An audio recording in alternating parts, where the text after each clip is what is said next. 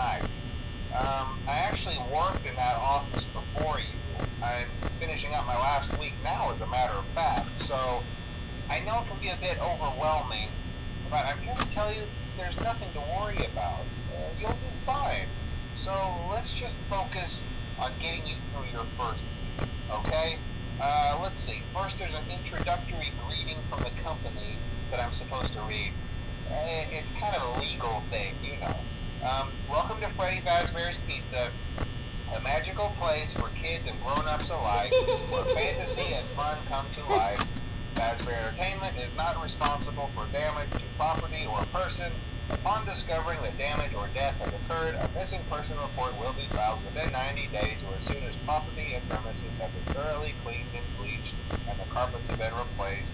Blah, blah, blah.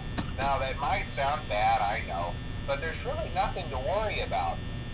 The animatronic characters here do get a bit quirky at night, but do I blame them? No. If I were forced to sing those same stupid songs for 20 years and I never got a bath, I'd probably be a bit irritable at night too. So remember, these characters hold a special place in the hearts of children and we need to show them a little respect, right? Okay. So just be aware, the characters do tend to wander a bit. They're left in some kind of free roaming mode at night. Something about their servos locking up if they get turned off for too long. They used to be allowed to walk around during the day too, but then there was the bite of '87. Yeah, it's amazing that the human body can live without the frontal lobe, you know? Now, concerning your safety, the only real risk to you as a night watchman here, if any, is the fact that these characters, if they happen to see you after hours, probably won't recognize you as a person. They'll most likely see you as a metal endoskeleton without its costume on. Now, since that's against the rules here at Freddy Fazbear's Pizza, they'll probably try to forcefully stuff you inside a Freddy Fazbear suit.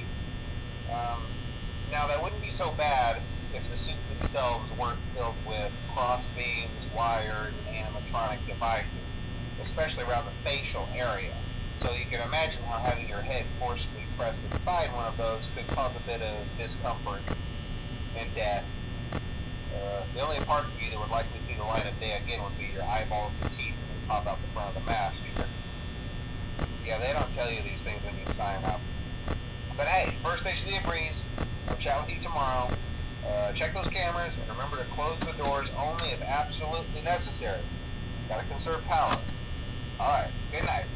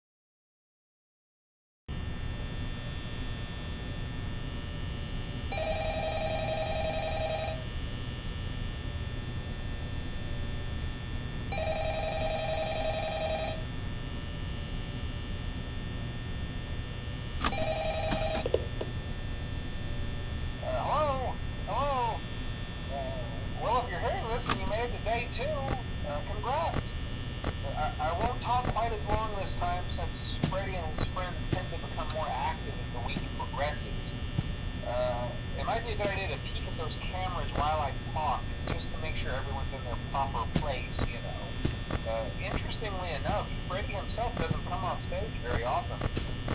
I've heard he becomes a lot more active in the dark, though, so hey, I guess that's one more reason not to run out of power, right?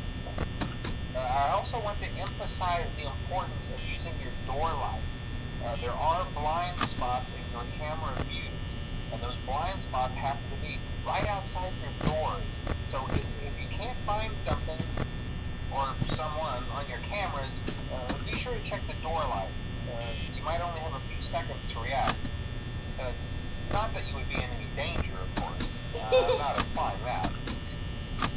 Also, check on the curtain in Pirate Cove from time to time.